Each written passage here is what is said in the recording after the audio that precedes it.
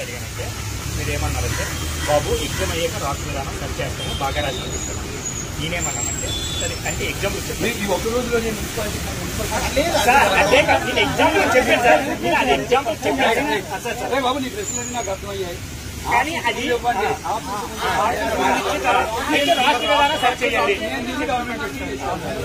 Sir. ఇంకా మాకు 2 రోజులు టైం ఉంది సార్. ఇప్పటికే మానసిక ఆచరణకి 2 రోజులకు సంబంధం ఏంటి సార్? ఇప్పుడు ఇస్తే కదా సార్ మేము ఆప్షన్ పెట్టుకున్నాము రాష్ట్ర విధానం మీరు సరి చేయాలి. అప్పుడు కదా సార్ ఎగ్జామ్ రాస్తాం. ఇప్పుడు ఉంది 2 రోజులు నేను సార్ ఎగ్జామ్ పెట్టిస్తాను.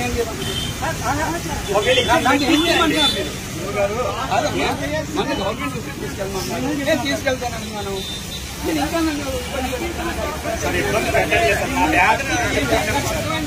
మీ ఆవేదన అర్థమైందిగా నేను గవర్నమెంట్ దృష్టి తీసుకెళ్తాను. నీకు నాకు సంబంధం లేదు, నేను తీసుకెళ్ళాను. బాబు మీరు మా మీకు సమస్య చెప్పారు, నాకు అర్థమైంది, నేను గవర్నమెంట్ నాకు ఇచ్చిన ఇన్ఫర్మేషన్ నేను ఓకే